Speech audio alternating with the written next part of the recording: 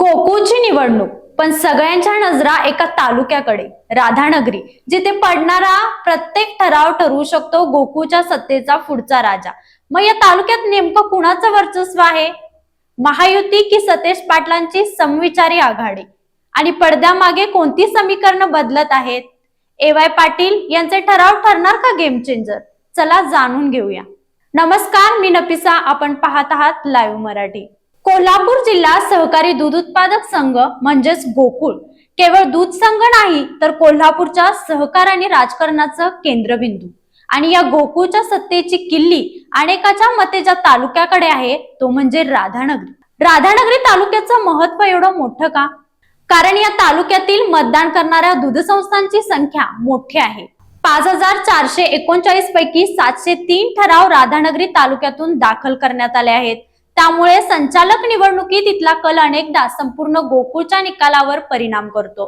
त्यामुळे प्रत्येक गटासाठी राधानगरी जिंकणे म्हणजे अर्धी लढाई जिंकल्यासारखं मानलं जातं. याच तालुक्यात अनेक वर्ष अरुण डोंगळे यांचं सहकार क्षेत्रात मजबूत वर्चस्व राहिलं आहे. गोकुळचे माजी अध्यक्ष आणि विद्यमान संचालक म्हणून त्यांनी दूध उत्पादकांना दरवाढ मिळवून देण्यात महत्वाची भूमिका बजावल्याचा दावा केला जातो. त्यांच्या राजकीय हालचालीकडे संपूर्ण जिल्ह्याचं लक्ष असतं.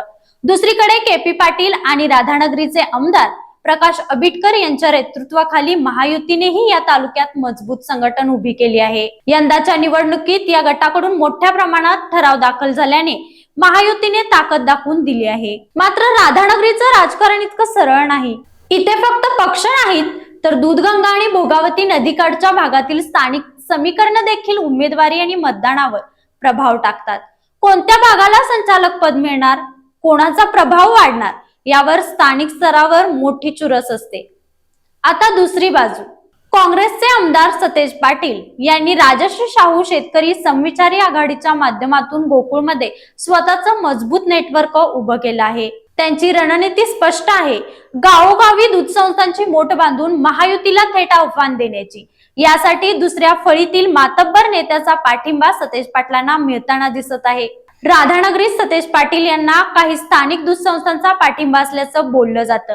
मात्र महाविकास आघाडीतील काही घटकांनी स्वतंत्र भूमिका घेतल्यामुळे त्यांच्या गटासमोर अंतर्गत आव्हानही उभी राहिली आहेत. ए.वाय. पाटील यांनी स्वतंत्र भूमिका घेतली असून जवळपास 204 ठराव दाखल केले आहेत. त्यामुळे आगामी निवडणुकीत तो मास्टर स्ट्रोक ठरण्याची शक्यता आहे. कारण एकूण 703 ठराव राधानगरी तालुक्यातून दाखल करण्यात आलेले आहेत. त्यातील 204 हे निर्णायक ठराव ए.वाय. पाटील यांनी दाखल केल्याने त्यांच्या भूमिकेलाच विशेष महत्व प्राप्त झाले आहे. यामुळेच ही लढत केवळ महायुती विरुद्ध काँग्रेस इतकी मर्यादित राहत नाही, तर प्रत्येक ठराव, प्रत्येक संस्था आणि प्रत्येक स्थानिक नेता या निवडणुकीत निर्णायक ठरणार आहे. दरम्यान सर्वोच्च न्यायालयाच्या आदेशानंतर गोकुळ निवडणुकीची प्रक्रिया वेगाने पुढे सरकत आहे. त्यामुळे आता खरी उत्सुकता आहे ती अंतिम उमेदवारी आणि मतदानाच्या दिवशी राधानगरी नेमकं कोणाच्या बाजूने उभी राहते याची.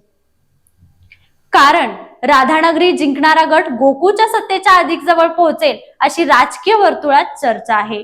तर तुम्हाला काय वाटतं? गोकुळच्या या रणांगणात राधानगरीचा कौल महायुतीच्या बाजूने जाईल की सतेज पाटील यांच्या समविचारी आघाडीला बळ देईल? ए.वाय. पाटील ठरतील का गेम चेंजर? तुमचं मत कमेंट मध्ये नक्की सांगा.